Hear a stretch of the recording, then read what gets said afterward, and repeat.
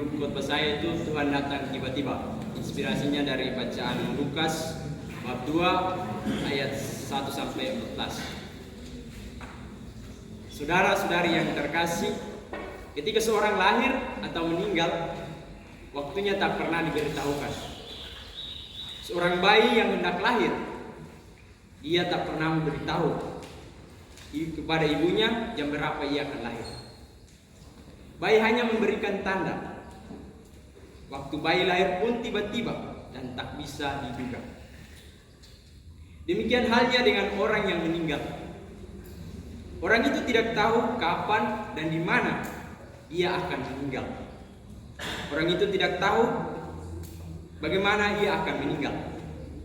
Waktu meninggal datang dengan tiba-tiba dan tak bisa diduga. Hal ini sama dengan waktu kedatangan Tuhan. Tuhan datang kepada manusia secara tiba-tiba. Tuhan selalu datang di waktu yang tak bisa manusia duga. Dia tak pernah memberitahu kapan ia datang. Sebab waktu Tuhan adalah waktu yang mustahil, waktu yang penuh rahmat, dan waktu yang tiba-tiba.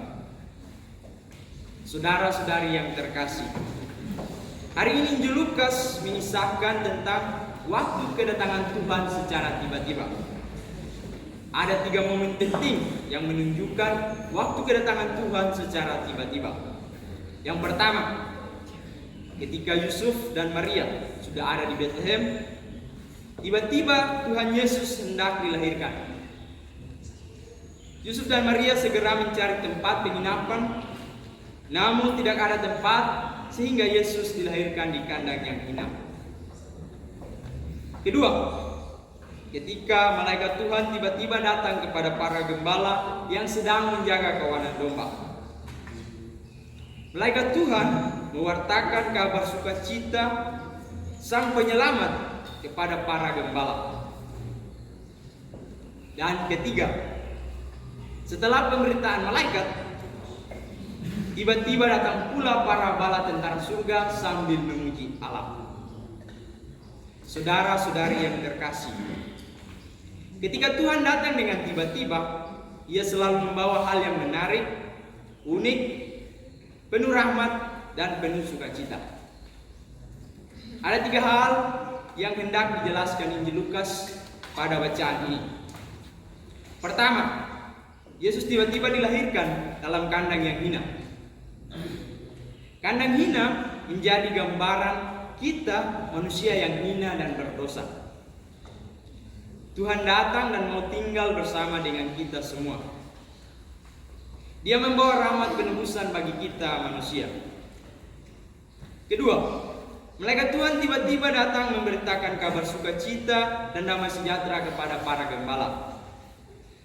Hal ini berarti kabar sukacita dan damai sejahtera yang dibawa Tuhan selalu diwartakan mulai dari yang ada di sekitar Tuhan atau orang-orang yang dekat dengan Tuhan.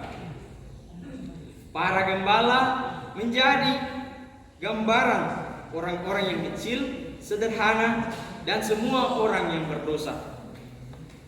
Dengan demikian, kabar sukacita dan kabar keselamatan mulai diwartakan dari yang paling kecil dan yang paling tidak dianggap oleh manusia.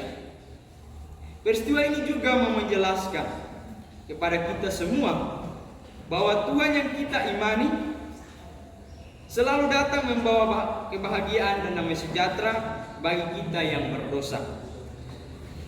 Dia ada dalam setiap pergumulan hidup kita. Dia selalu membawa sukacita dan damai yang mendamaikan hati dan pikiran kita semua. Oleh sebab itu, saudara-saudari yang terkasih, dekatkanlah dirimu selalu dengan Tuhan.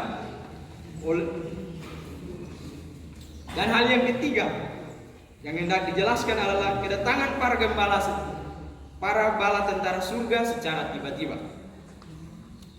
Peristiwa ini dapat diartikan bahwa sukacita yang kita terima tidak bisa kita duga. Kita tidak bisa menentukan waktu kebahagiaan dan waktu sukacita dalam hidup kita. Semua itu datang secara tiba-tiba tanpa kita sadari. Kata tiba-tiba juga bisa diartikan sebagai kata cuma-cuma. Artinya, Tuhan selalu memberikan berkat dengan cuma-cuma kepada kita manusia. Maka dari itu saudara-saudari yang terkasih, berilah rahmat dengan cuma-cuma kepada sesama, kepada orang lain, karena Tuhan terlebih dahulu memberikan rahmat itu kepada kita secara cuma-cuma. Saudara-saudari yang terkasih, bacaan Injil hari ini hendak mengajak kita untuk belajar 3 hal. Yang pertama, selalu siap sedia dalam menjaga waktu kedatangan Tuhan yang dalam hidup kita. Lalu yang kedua, Tuhan mau mengajak kita untuk selalu mendekatkan diri padanya. Sebab ketika Tuhan tiba-tiba datang, maka sukacita yang dibawa selalu diwartakan kepada mereka yang ada di sekitarnya. Dan hal yang ketiga, kita jangan lupa membagikan rahmat, sukacita dan damai sejahtera yang kita terima dari Tuhan bagi sesama kita. Semoga Tuhan memberkati kita. Amin.